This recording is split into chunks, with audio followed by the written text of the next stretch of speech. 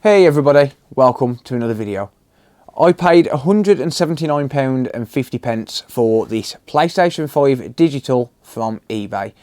This PlayStation 5 was listed as faulty and saying that it doesn't power on after a HDMI replacement.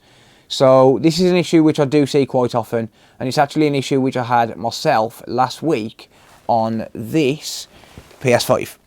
So another PS5 digital, which I had the exact same issue on. I replaced some ports and then I had that issue. If you haven't watched that video, I'm not going to spoil it. I highly recommend checking it out. I'll leave a link in the information card just above.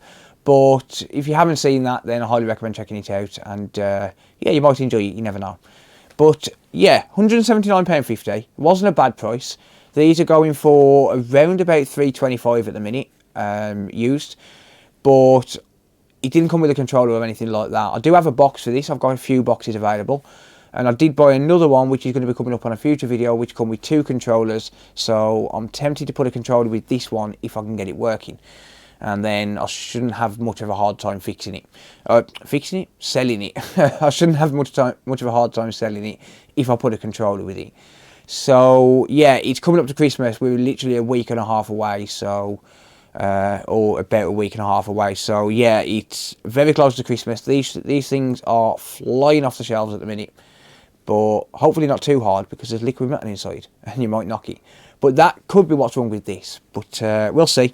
But yeah, £179.50 digital edition PS5. It doesn't turn on, but if you are new to the channel and you enjoy this type of content, I would really appreciate it if you hit subscribe, turn on the bell notifications, and then that way you don't miss any future videos. And if you want to organise a repair, you can check me out at consolefix.co.uk. You can book it in and send it over for repair. More than happy to take on the job.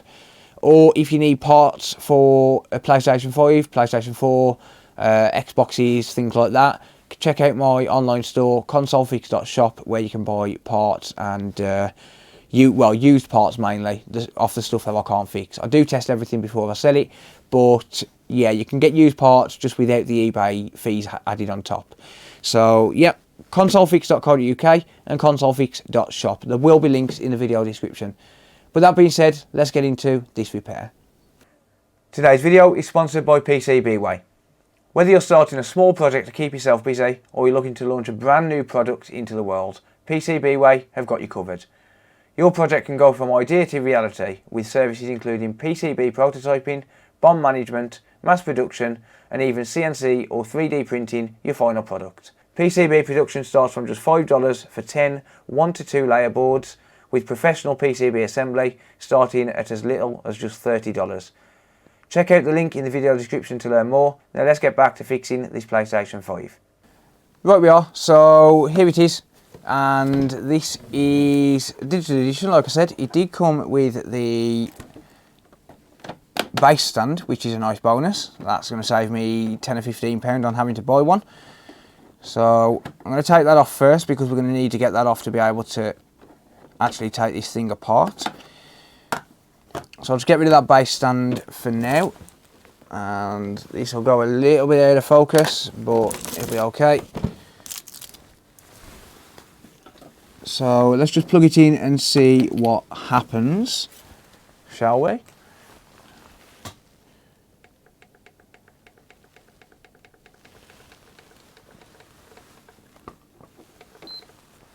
Okay, so we have a single beep and absolutely no sign of life at all. So apparently this did light up, but I'm not seeing it. So we're getting no signs of a light at all, and it's only firing up every minute or so. So here's the listing here, and it says Sony PlayStation PS5 Digital Edition Console, 99p, start no reserve. And if we take a look here, it says listed as PS4 for listing reasons, which is a bit strange, but is a PS5 model. HDMI port replacement has been attempted. System used to show white light when powering on with no display. Now system does not power on. When pressing power button, system beeps, fans spin, lights show, and console attempts to boot, then shuts off. Wrong. And then it says It did show a picture for around 1 minute after the repair, but was glitchy. So as we were about to put it back on the bench to check the legs of the port, it cut out altogether. It visibly had a damaged HDMI prior to repair. We didn't go any further. Okay. So, attempts to power on and show signs of life.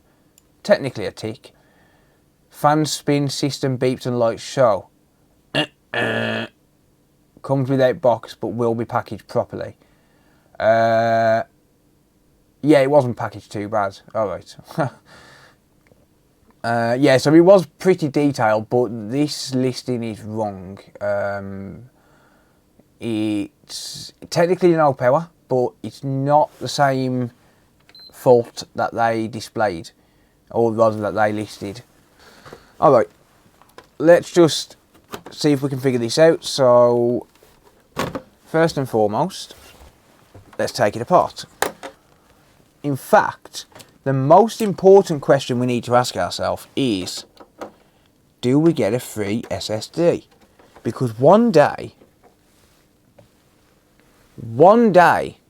I'm going to find a PS5 that I buy on eBay where someone's going to be stupid enough to leave the SSD inside. Shh. Is that day today? Come on, free SSD. Nope. Ah, damn it. Oh well. Well, like I said, one day it's going to happen. Someone's going to leave a PS5 SSD in there and we're going to be rich. Rich, I tell ya. Rich. But that day's not today, unfortunately. 40,000 screws later. What? I didn't have time to make a time card, alright? Anyway. Here we go. Way too many screws. Oh, why do you use caps on tape? Stop using caps on tape. It's so annoying. Alright, this is a V2 board. So that basically just means that some of the circuit has changed from the original one. So not much, but there are a few subtle changes to the circuits and things. So we need to bear that in mind. The first thing I always do when I get a PS5 with no power is check for some test voltages. Let's get rid of this stupid caps on tape. Oh, this is going to be absolutely shocking. This is just, yeah, just looking at that there, the state of that port, this is going to be shocking. Alright, well, let's just grab the multimeter anyway. Let's not make the same mistake I made last night on the live stream. I'm going to unplug my probes because I thought they were plugged into my multimeter. Started probing a inductor on a MacBook and boom, inductor went boom because it had 3.3 volts straight through it. Well, it's not about the voltage, it was about the fact that it took 5 amps and it wasn't designed for it. The MacBook, it was one of my own and it did survive, but a little bit of a sloppy move on my part, but never mind. Alright, so like I said then, we're going to test for some test voltages. So if you look on the bottom right hand side of the screen, you'll see that I've just loaded up my multimeter. And the bottom left, so this one here just by my hand, hello, that one's the bench power supply. That's actually not needed at the minute, but this one on my right hand here is the multimeter. And what I'm going to do is I'm just going to test for some voltages. So I'm going to start off here, which is supposed to put out 5 volts. And it does. Just here, this transistor, top of this transistor, that's supposed to put out 3.3. And it does, correct, okay. Just here, it's supposed to put out 5 volts. It does, so F7002 fuse is good. Just here, it's supposed to be 1.8. Yep, absolutely. So, like I said, there's a few changes to this board, so I'm not 100% used to this, because I haven't seen that many EDM 020 boards where I've had to do power diagnosis and stuff. 5 volts there, that seems correct. And 2.2 volts there, that's fine. I believe this is meant to be 2.5 volts when we power it on. So it's going to be a little bit tricky to probe this. Let's just use the HDMI port. No, can't use the HDMI port. It's not going to go in there. That's what she said. Let's just make sure I've actually got a connection. Yeah, that nullifies okay. This is supposed to be 2.5 volts. Yeah, okay, so that does that. 1.5 volts is supposed to appear here when we power it on. So we're not getting 1.5 volts, which means that the RAM isn't turning on. Okay. We're supposed to get 12 volts here. And that's correct. And just here when we power it on, we're supposed to get 5 volts. And we're not getting that as well. Okay. How about the 1.1 volt rail? So this is supposed to be when we turn it on. Yes, we get the 1.1. So we're missing the 1.5 volt and we're missing the 5 volt that's supposed to be generated here. So that's telling me that something's preventing it from turning on. So there's some sort of a short which is stopping it from continuing the boot cycle or the initial power sequence. So the board's going to have to come out. And then we get to have a look at what I am going to assume is going to be an absolutely terrible, terrible mess on here.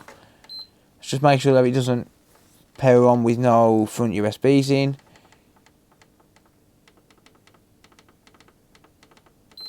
No. Open that up and they've used Plumber's Flux. Alright, well, now I know I've got to at least take the HDMI port off this. By the way, I do sell HDMI ports on my online store and I can supply in bulk as well. That HDMI port is horrible. Let's show you what I mean. They've used Plumber's Flux here. That much I can guarantee. Don't use Plumber's Flux, guys and girls. That is just...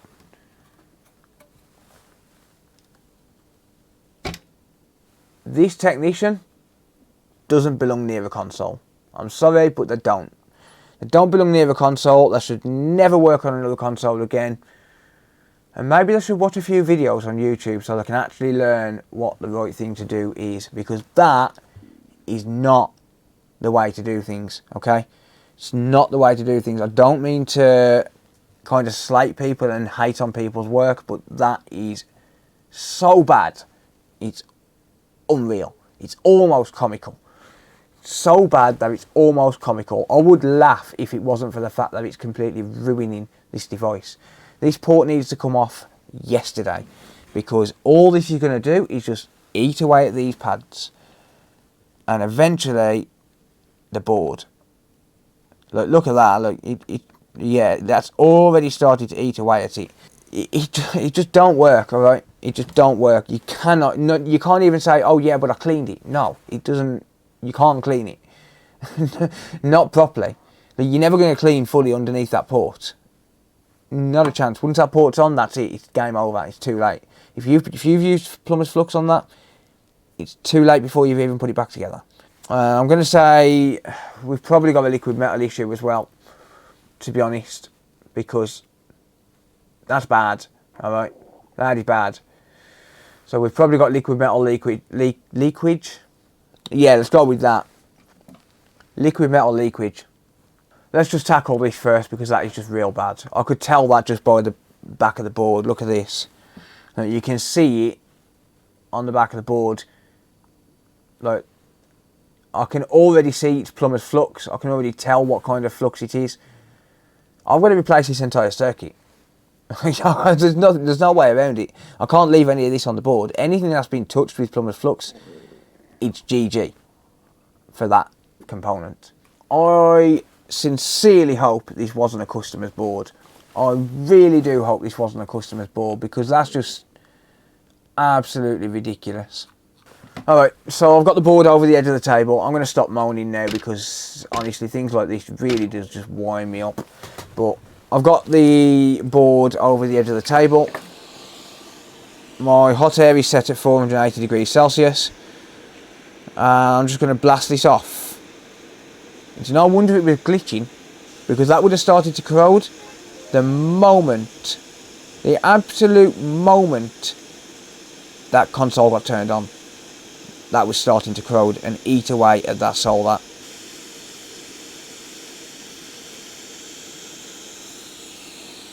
Just wow. Well, that port is bamboozled.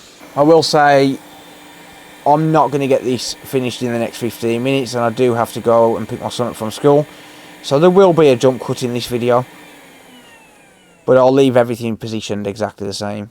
But there will be a jump cut in this video, so don't think there's anything untoward going on. It's just 2:45 PM and I've got to go and pick my son up in 15 minutes. Yeah, look at that. It's eaten away at all of that solder. There's nothing on there. Like, that should have left, when I removed that, it should have left nice fluffy joints on it. And obviously it hasn't. But let's just see what I can actually save of this. I think I probably need to replace all of it. But yeah, I'm not even going to be able to neutralise this to a point where I can just say, right, that will do. It's got to be completely clean. It's actually started to eat away at the solder mask, look. Yeah, that's going to... I can't leave that like that.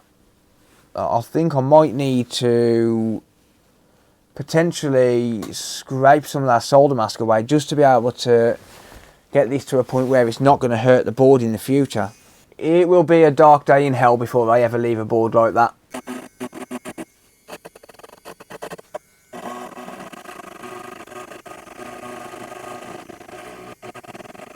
I'm literally scraping as light as I can on this.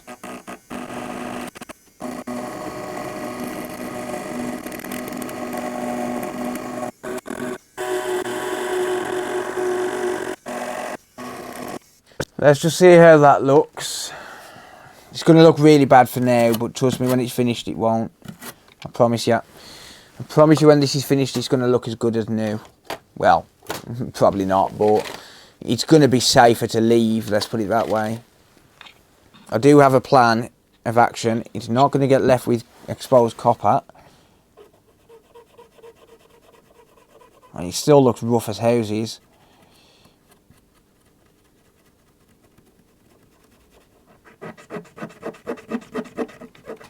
But I cannot get that damage off the board without scraping it. Alright, let's use a bit of hot air to assist me here.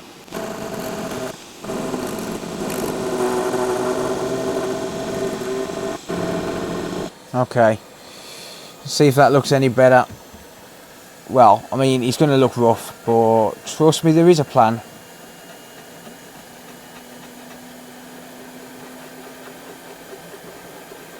I think I've probably neutralised enough of that now to not have to worry about it. But look at that, it's actually gone through the copper. Like, it's genuinely going through and starting to hit the copper. You just can't use Plumber's Flux. It does not work. It will kill your board. There's no if, there's no maybe, there's no what about. It's about when. That is it. Alright, let's get rid of these couple of components. I'm going to get rid of these as well because I don't trust them. Well, look at that.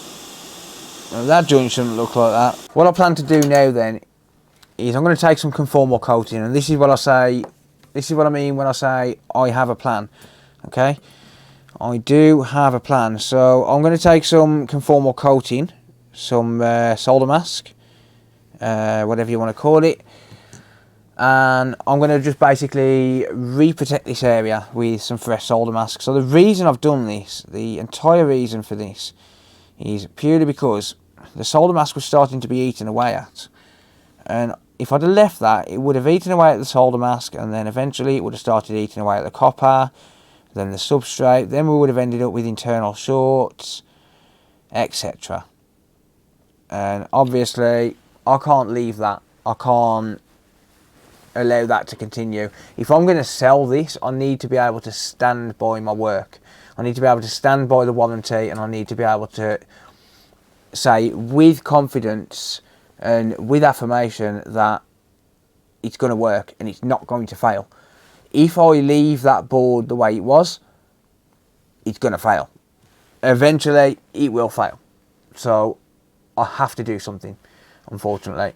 and that something is pretty much grind the entire board away. So I will say with this, it does look destructive, it does look like it's reckless, but it's not. I do have a, well, I say a pretty solid plan. It's not a solid plan, it's never a solid plan. But I do have a pretty straightforward plan for this. So it's going to be recoat this board, drop a new HDMI port and surrounding components on, and it should be fine. We may end up needing to replace the HDMI encoder on this. I haven't even looked at that yet. So I'm just going to literally surround this entire area and just cake it in solder mask. Alright, that doesn't look perfect, but it'll definitely do the job. So I'm going to get a UV light and just cure that, but first let me just get rid of this big blob down here. Once it actually starts to cure, I can use a bit of heat to speed up the process.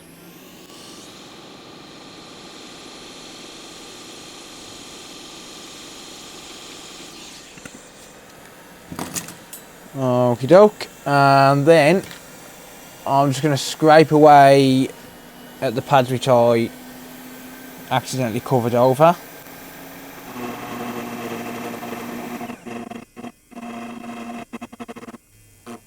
And I'm also going to try and just flatten this top off a little bit.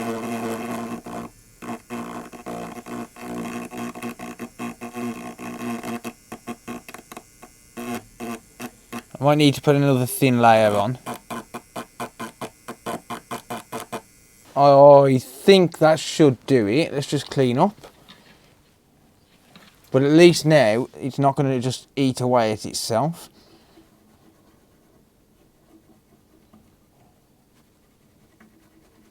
I know it looks ugly, but it's better than what it was. Alright, let's add some flux and we'll tin these pads, bring these pads back to a form of glory. And the ground legs as well. And this area as well.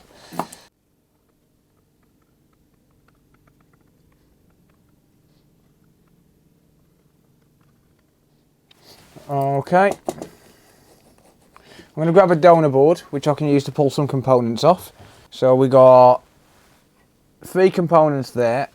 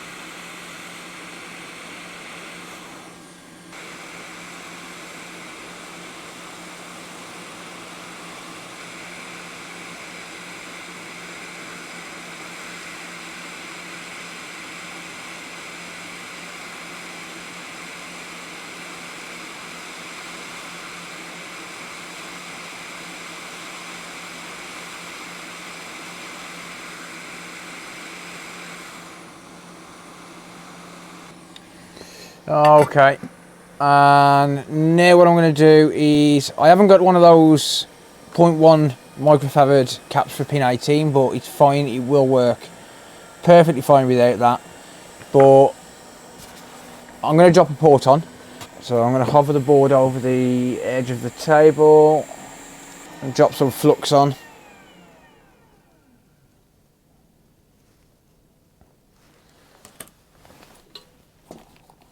And before I drop the port on, I'm just going to tin the ground legs. Just going to solder, well, put some fresh solder on the ground legs, or ground holes rather, the anchor points.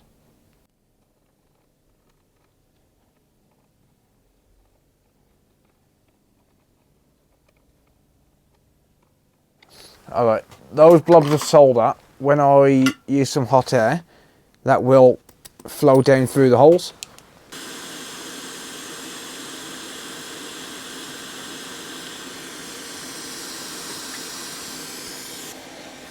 And then I'm going to grab a brand spanking new port. And when this flows again, I'll drop the port on.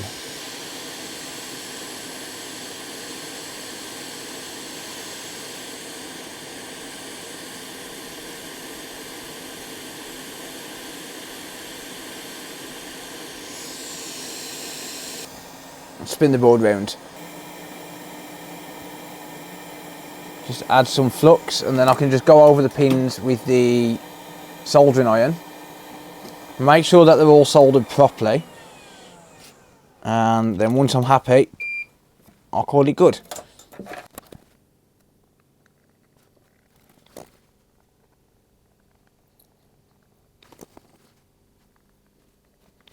Alright, let's just clean that off, and then I can get rid of that little bit of singed plastic. It's only a teeny tiny bit, it's fine. I think we might still have one or two little tiny bridges as well, but we'll cross that bridge when we come to it. Yeah, so we've got a couple of bridges.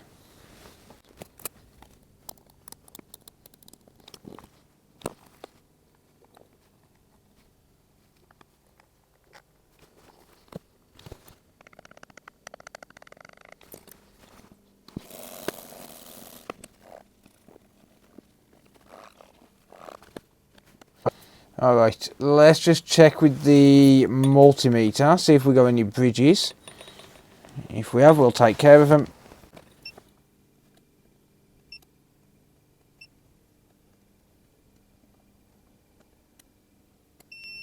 Okay, we've got a bridge there. So between pin 4 and 5, we've got a bridge.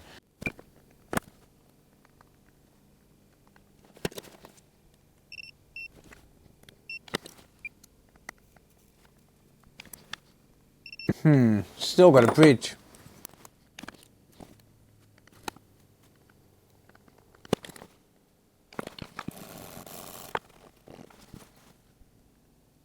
Okay, that seems to have gone. Okay, we have corrosion around the HDMI encoder. So now that's got to come off as well. So that's nice, isn't it?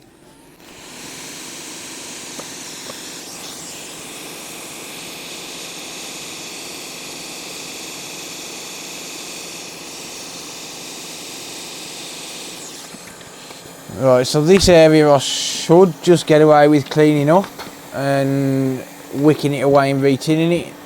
This area is not so bad in terms of corrosion, just the odd little bit on the chip itself.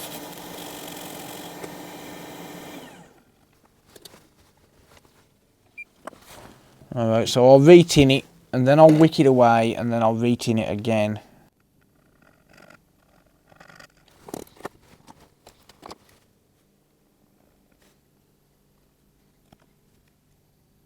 So the ground pad doesn't really need wicking, to be honest. I can just leave that as it is.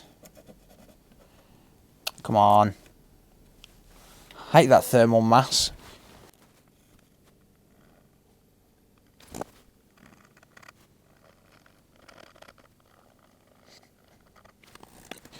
Alright, let's have a look at the chip itself quickly. Let's just move it off to one side, and yeah, we need to retin this. Damn it. Alright.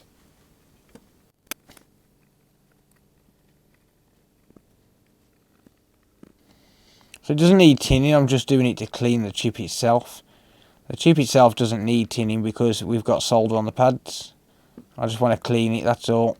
Make sure there's no oxidation and corrosion.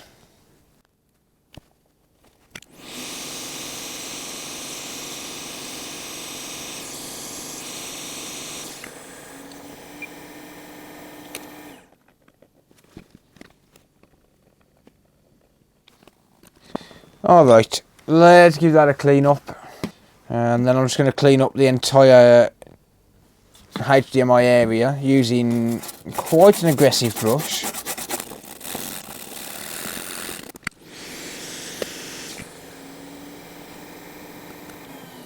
Alright, let's just have a look at the HDMI chip itself. Let's just test some diodes, or rather test some pads in diode mode, just see if we've got any shorted components. I'm expecting 0.17 here. I'm not sure if that's low because of the heat that's in the board. It is increasing, so I'll leave that for a minute. I'm not going to write that off as bad. The entire area is pretty hot. Resistance is going to decrease with heat. I was just checking those bottom caps, by the way, and it all checks out. So yeah, let's just check out the liquid metal and see what the deal is with that.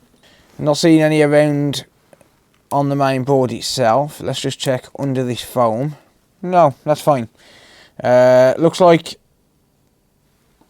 it just needs the liquid metal sorting out. It looks okay.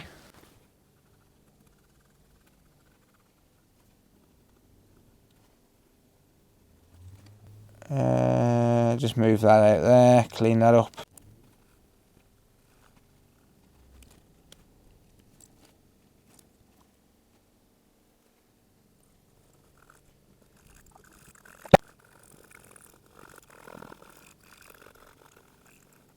Alright, there's the liquid metal sorted. Let's just clear a few things. So fingers crossed this is actually going to work now. Whether it does, I don't know, but we'll see. If it don't, then just because of how much I've done, I'm probably going to have to make a second video. Just because of how much work I've had to put into it just to get that area restored. Like, it doesn't seem like a lot when you like explain it. Like, you know, I just scraped away a little bit of the conformal coating and recoated it, and then resoldered it and put three components on. But when you think about it from a physical perspective, you know, I've been filming for near on 2 hours. Hour and 40 minutes I've been doing this job, and that's not including my break when I went to get the little one from school. An hour and 40 minutes. That's ridiculous. Just to fix someone's stupidity. And that's if it's even going to work. It could have killed the HDMI chip. Alright, there's the liquid metal sorted on the heatsink side as well. Hopefully we don't get any spillages in the future. Let's just pop it back together enough to test. I don't generally reassemble them for the video anyway, so I'll just pop it back together just enough to test it. This is digital, which means I don't even need to put the plate or anything on because I don't need the disk drive. Is it going to work? Nope.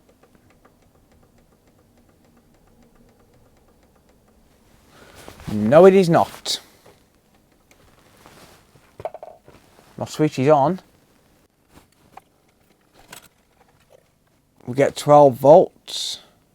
We get 5. We get 3.3.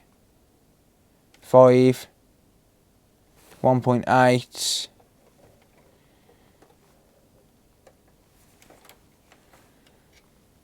Wow, that's so annoying. Well, I'm going to have to make 2 videos because I've done too much work for this for one video to be able to continue diagnosing it, and I think it'll go on too long in terms of the video length. So unfortunately, at the minute, it's not working. I'm going to have to end the video here and revisit it and see if I can figure this thing out, because at the minute it doesn't look good. The person who worked on this, stay away from a soldering iron. Maybe stick to plumbing, yeah. That's ridiculous, honestly. Especially if this is a professional repair shop that's done this. Because that is definitely Plumber's Flux that they've used. And that is definitely what's caused it. It could be the encoder, it could be that they've killed the encoder, which again is just ridiculous because the encoder should have worked. And I'm also wondering, was this a customer's device? Have they had to replace this for the customer? Because if that had a white light when it went in and it didn't have a white light when it went out, doesn't matter what happened, they're technically liable if it was them. But at the minute, unfortunately, yeah, we've got a non-working console. Hopefully we can figure it out in the next video. So if you are new to the channel and you're just finding me now, make sure you get subscribed for part 2. I'll leave a link in the comment section when that does come out. But apart from that, you know, I'm probably going to release them a day apart because I'm going to have another look at this later on. Right now, I'm going to go and chill out for a little bit because I'm rather annoyed. But yeah, make sure you get subscribed, turn on the bell notifications, that way you get notified whenever I upload. If you do want to support me, you can head over to Twitch and become a Twitch Prime subscriber by linking an Amazon Prime account to Twitch and then subscribing to me on Twitch absolutely free. You can also visit my store, buy used parts and things like that.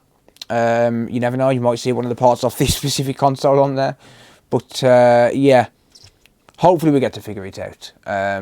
And hopefully we get to fix it because it is Christmas and there are a lot of people who want these consoles. So, fingers crossed. But that's going to be it for now. Thank you very much for watching, and until next time, I'll see you later. Bye for now.